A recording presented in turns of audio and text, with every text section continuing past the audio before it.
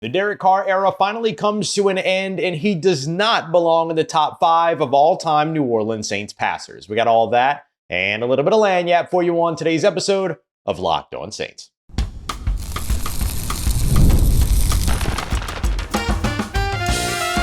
You are Locked On Saints, your daily New Orleans Saints podcast. Part of the Locked On Podcast Network, your team every day.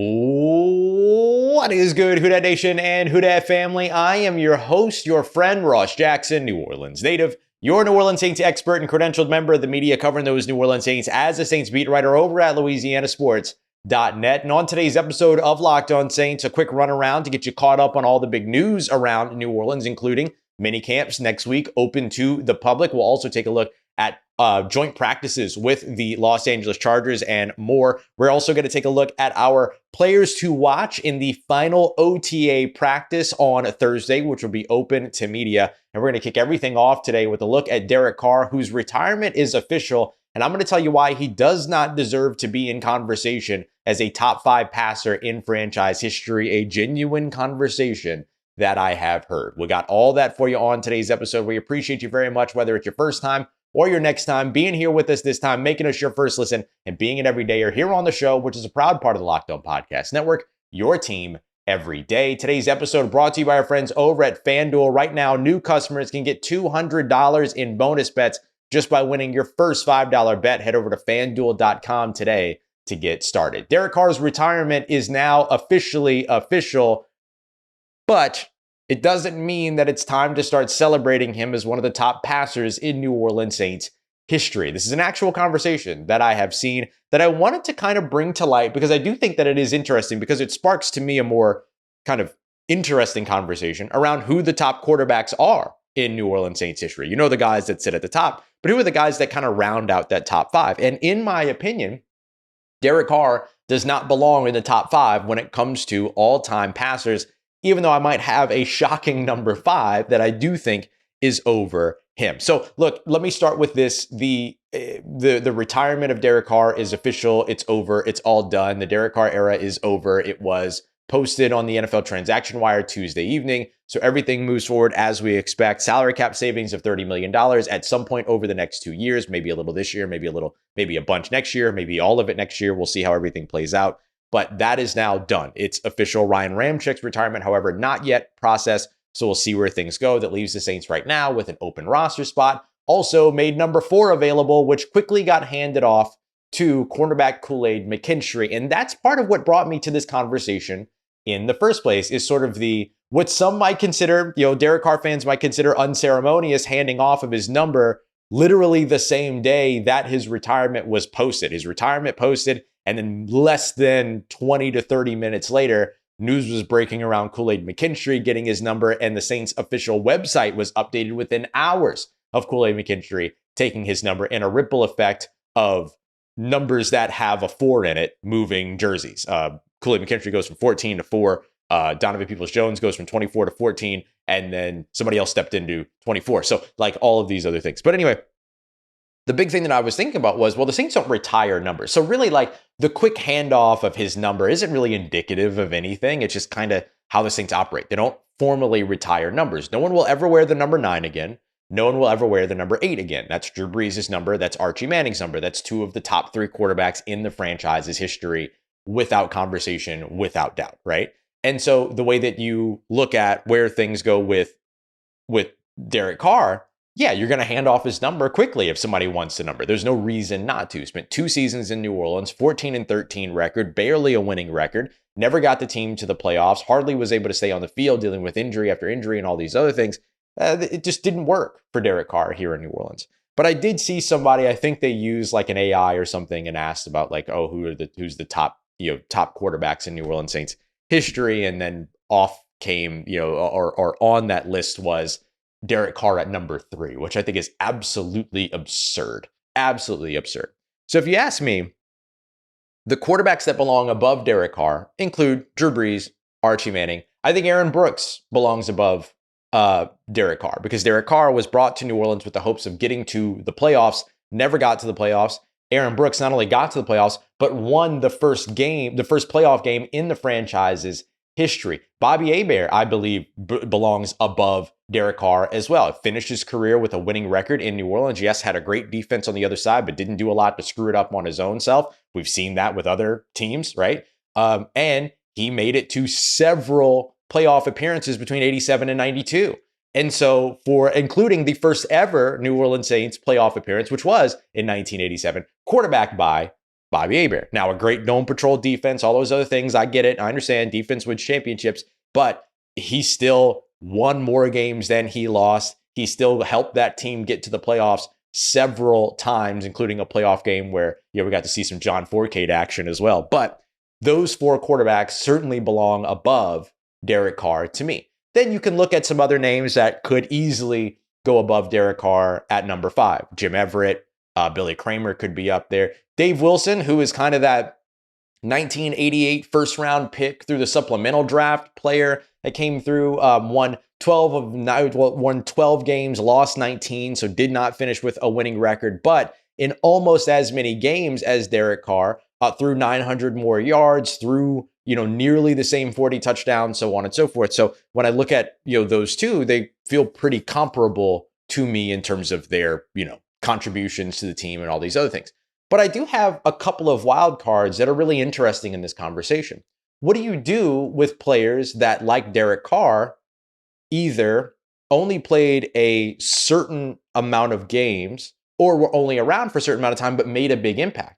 What do you do with a guy like Teddy Bridgewater, who won 5 games in a row, stepped in as the New Orleans Saints quarterback and helped that team stay afloat and became a cultural phenom during that time? What do you do with a guy like Taysom Hill, who has been one of the longest running Saints quarterbacks, if you look at it going all the way back to 2017, because of the fact that he has consistently been relied upon to throw the football every now and then, and of course sits with a 7-2 winning record? What about Jameis Winston, who finished his time in New Orleans with a 6-4 winning record and was on his way to a fantastic season a few years ago under Sean Payton, following Drew Brees' retirement, and it only got cut short because of injury. And when Derek Carr and Jameis Winston were on the same team, fans were clamoring for Jameis Winston to be on the field over Derek Carr. And so if I really, really wanted to be, I guess maybe a little bit controversial, whatever it might be, I might make the argument that one of those 3 guys belongs above Derek Carr. Maybe not necessarily at 20, maybe not necessarily at number 5. Maybe you keep, maybe you keep Jim Everett at number 5. Maybe you throw Billy Kramer in at number 5. Maybe you go to a guy like Ken Stabler, although Ken Stabler finished 11-11 during his time. But hey, maybe you go that route, right? I think 17 touchdowns to 33 interceptions makes it a little bit tough for Ken Stabler to jump up there. Billy Joe Tolliver throwing 15 touchdowns to 20 interceptions probably makes it a little bit tough for him to be up there as well. But there are those other players that maybe can slide up into that top 5. And then I would even continue to push Derek Carr down behind some of the more recent quarterbacks that have come in and made a larger impact than he ever made in New Orleans. And so the bottom line is Derek Carr's tenure was disappointing. And now it's over. So rank him where you want to rank him, but he doesn't belong in the top 5. And I could make some arguments that he doesn't belong in the top 7 or 8 either. Coming up next, let's take a look at the players that could be stepping into Derek Carr's former role as a starting quarterback as we dive in on the players that we want to see more of in the final OTA practice tomorrow. We got that coming up for you next. We continue on with today's episode of Locked On Saints, part of Locked On Podcast Network, your team every day. Today's episode of Locked On Saints is brought to you by our friends over at FanDuel, America's #1 sportsbook. The NBA Finals are almost here. Game 1 between the Oklahoma City Thunder and the Indiana Pacers. What a great matchup. Getting started tomorrow, and you can get in on that action over at FanDuel.com today. And right now is a great time for you to do so, especially as a new customer, because new customers right now can get $200 in bonus bets. And all you got to do is win your first $5 bet. Win that first $5 bet, you get $200 in bonus bets. I like going for a heavy favorite and then going in on the money line with that first $5. Right now, Oklahoma City at home hosting the Pacers, 9.5-point favorites. If you really like Oklahoma City in this matchup as well, especially to open up the series, it's a great place to go with your first $5. If you win, on that heavy favorite, you'll get that $200 in bonus bets that you can use for so much more. Make every moment more today with FanDuel, an official sports betting partner of the NBA. All right, family, the New Orleans Saints are back on the practice field for OTAs on Thursday with media in attendance. I'll, of course, be there. And so I wanted to go through some of the players that I'll be watching closely throughout this week's final set of OTAs with mandatory minicamp right on its heels next week. So I wanted to start with the quarterback conversation. Tyler Shough, Spencer Rattler, you know both of those guys are going to be keenly in focus for every one of us that's in attendance. It's the biggest story. I guess it's technically the biggest story in New Orleans again. I'm not super sure, but it's the biggest story for the New Orleans Saints for absolute certainty. Who's going to be that starting quarterback? So far, we have seen Spencer Rattler be the more consistent quarterback over the pair of practices that we've seen. And I cannot stress this enough. We have seen 2 practices so far. And so what I'm highlighting is based only on what we've seen, not deciding factors, not somebody's in the lead, not somebody's creating separation, any of those things. What we want to see next is, can somebody create separation? So Spencer Rattler has been the most consistent over the 2 practices that we've seen. Can he maintain that consistency? Tyler Shough, over the 2 practices that we have seen, has been the flashier, bigger play guy, especially in that second OT that we got to see last Thursday. Not just to do 2 big touchdown passes down the left sideline, but great touch passes as well to some of the tight ends. Great, extremely impressive arm angles when rolling out and trying to get the ball where only a wide receiver can get to it. It's those pieces as well that impress around Tyler Shough, even though one of those passes was actually incomplete. Seeing him roll out and throw across his body and put that ball perfectly where it needed to go, pretty excellent, pretty incredible stuff. So those are the types of things that we're seeing from Tyler Shough. So from one, you're seeing sort of the high ceiling potential. With the other, you're seeing sort of the high floor potential. And that makes a lot of sense. Look, the NFL game is not made up of 60-yard passes. The NFL game is made up of 3 to 10-yard gains on an individual play. And so if you can go out there and consistently gain 3 to 10 yards as a passer, that's something that's going to be appealing to an NFL team just as much as the big plays downfield. So who shows they can do both? Who shows they can do both most consistently, I think, is what's going to eventually start to create that separation once we get to training camp. But it is an interesting wrinkle right now. The Saints going into OTAs or going out of OTAs and going into mandatory minicamp and opening practices to the public, which we'll discuss in a little while, and the impact that could potentially have on this quarterback battle is going to be very interesting. So we'll highlight that here in a moment. And by the way, when it comes to this top quarterback conversation, I really want to hear what you have to say. Who are your top 5 New Orleans Saints quarterbacks of all time? Anybody is on the table. Everybody, anybody. It's your personal list. Who is your New Orleans Saints top 5 all-time quarterbacks? Please let me know, because I want to know, am I tripping? I want to know if I'm tripping. I'm perfectly okay if I am. I just want to know. All right, that wraps up our quarterback conversation for now. One of the other players that I'm really interested in watching is going to be tight end Juwan Johnson. Juwan has been really exciting to watch over the course of the first OTAs. He's doing a lot of interesting things with training. There was this great drill that they were doing to where he was kind of standing and he had his hands behind his back. Somebody was holding on to his hands. And then another trainer would throw the football. He would have to break from that hold and catch the football, with Foster using, I like to call them the bugles. They're these big like yellow cone things you can put on your arm. They look like the bugles chips. If anybody remembers those, put them on your fingers, all that kind of stuff. But then you try to punch it out, and he would try to punch out with that cone. And so it was kind of this timing of getting his hands free and making the catch, but also fighting through the physical contact before the catch and the physical contact at the catch point, and nailed it every single time. It was a really cool drill to watch. Like, there's some really interesting things that the Saints are doing when it comes to all these drills and what they've done and all these other pieces. And so seeing that, plus seeing the sort of different ways that they're utilizing him in the offense, I can only say so much, but him being a 3-level threat is not going to be a shocking thing in 2025. I'll just say it that way. And so I'm very intrigued to see him continue with that role. Remember, a big part of the reason why he returned to New Orleans was because of this late night phone call that he had with Kellen Moore around like, why do you want me back? What do you want me to do in your offense? And all those other things. And then now you're starting to see it all come to fruition. That was one of the big things we said we wanted to see going into last week's OTAs. I think we're seeing it. His route distribution is really intriguing. His pre-snap distribution is really intriguing. So there's a lot of different ways that he's being utilized. And I think that that's going to allow him to get off to a faster start than he has been off to in previous years, where the Saints kind of didn't utilize him, kind of put him in a blocking environment to start his seasons. And then like partway through the year, it was almost like, oh yeah, Juwan can catch. And then all of a sudden he became a part of the offense.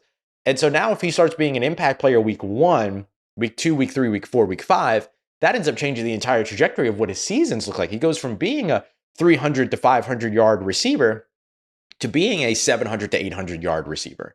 And that's a huge difference and a huge deal for this New Orleans Saints offense as well. And so I'm really, really intrigued to see what it is that he continues to do and how he continues to develop. One of the other players that I'll be watching closely isn't somebody that we've seen on the field yet, but I want to see if he gets out on the field, and that's cornerback Quincy Riley out of Louisville, drafted this past season in this past draft.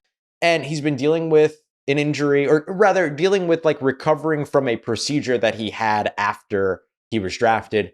And so just curious to see if he's able to get back out on the field during OTAs. But does he play inside in the slot? Does he play outside on the boundary? Like, where do they end up deploying him? So I'm really, or yes, right? Is the answer yes? Does he play both? Does he become the backup star guy?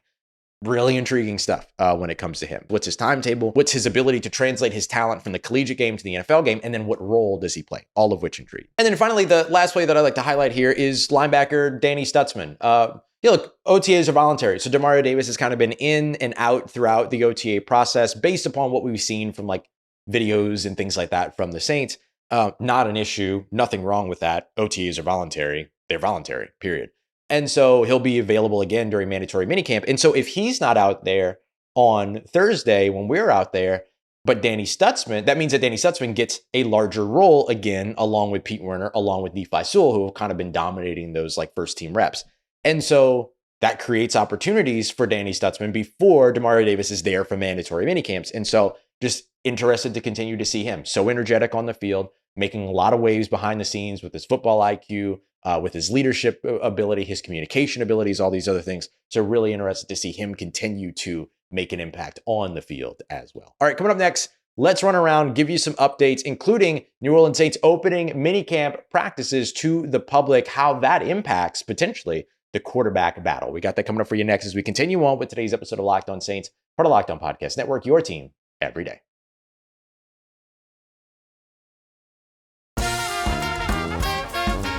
Let's get it, Who Dat Nation. It's time to Leslie Le Bon Temps Roulette. We're going to run through a few different updates for you here. We got 3 big things I want to discuss. Mandatory minicamp being opening to the public and the impact that that might have on the quarterback battle. We'll take a look at the joint practices that are expected between the Saints and the Chargers. And I want to update you on a pretty cool community effort that the Saints were a part of that we got an opportunity to go and check out and give you some of the nuggets from that. So with minicamp being open to the public. So mandatory minicamp for the New Orleans Saints is June 10, 11, 12. Those are the 3 days. So that's next week, late in the week, or early midweek, basically, right? And that like Tuesday, Wednesday, Thursday, or whatever. Yeah, Tuesday, Wednesday, and Thursday. Look at me knowing my calendar. So the Tuesday and Wednesday are going to be open to the public on the 10th and the 11th, assuming that things stay outdoors. Remember that this is how things work. I want to make sure everybody remembers this, that when it comes to practices in New Orleans, that when there is lightning or anything like that, everything gets moved inside. So make sure you keep an eye on the forecast on Tuesday and Wednesday. The moment that those lightning sirens go off, which I believe is like lightning within like 5 miles of the Saints facility or whatever, maybe it's 10 miles, 15 miles, I don't really know. That ends up bringing them back inside. So Tuesday in particular, looking at the forecast here, definitely something to watch out for. Being a little meteorologist for you today.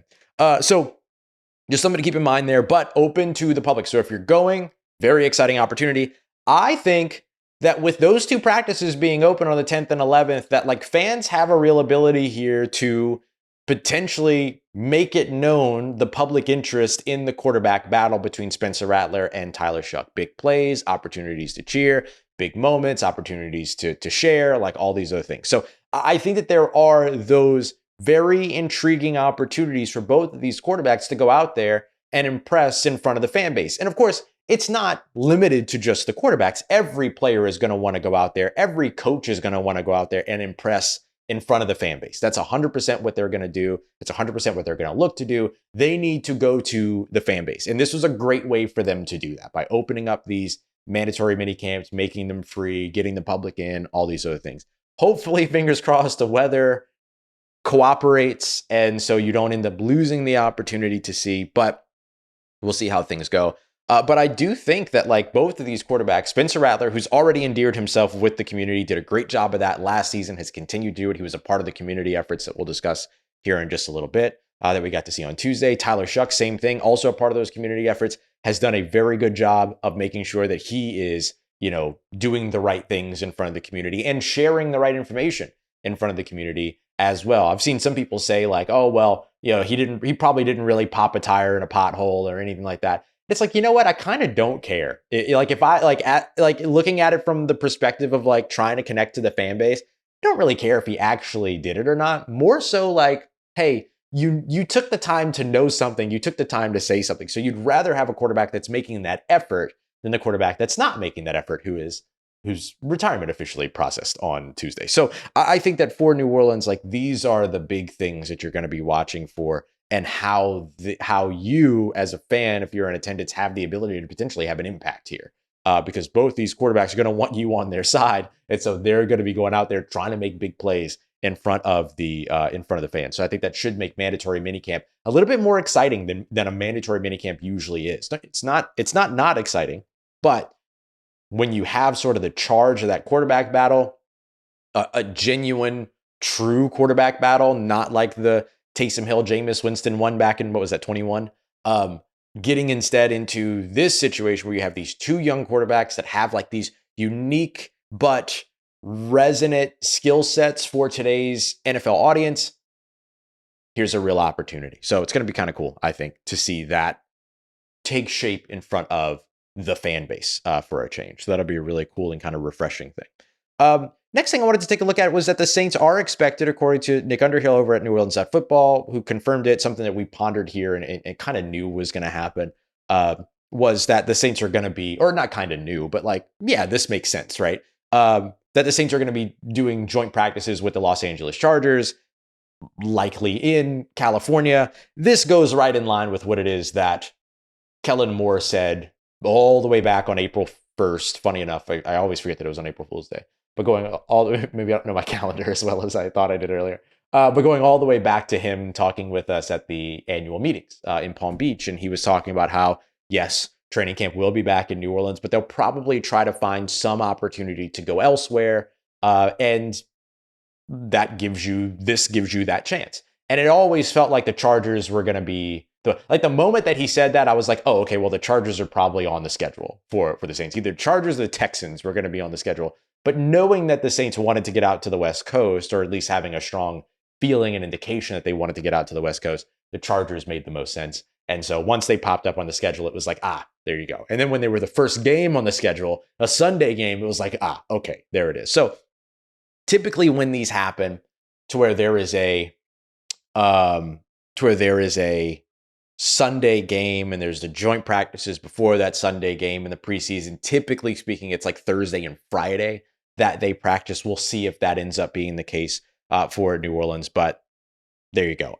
And will they open up those practices? I don't know. I mean, the last time that they did joint practices against the Chargers was in Santa Ana, and those practices were open. And so maybe they do it in the same place, and then because of that, those practices are open. Last year was at Irvine. That's not where the Chargers hold their practices. That's where the Rams would formerly hold their practices. And so that didn't get opened up. But maybe with this being back at, Jack Hammond Sports Complex over in Santa Ana, then maybe that opens up to the public too. So maybe some opportunity for some West Coast folks to be able to get a look at what's going on there. And then, last thing that I wanted to mention today, really cool efforts from the New Orleans Saints. I talked about the Saints like getting out and going to the fan base. Here's an example of that. The Saints were out in Holly Grove at the Trinity Community Center yesterday on Tuesday. in collaboration with the 18th Ward, which is an organization that focuses on making sports fun, safe, and accessible for youth, and then Rebuilding Together, which launches a lot of like rebuilding efforts around the city and everything, to refurbish the Trinity Community Center in Holly Grove. And it was just a cool thing to get to be a part of, to get to see. I'll have like a short on it a little bit later on YouTube. I already have something up on like TikTok and Instagram on it. But it was a cool effort getting to talk to some of the players, everything like that. There was like more than half the roster there.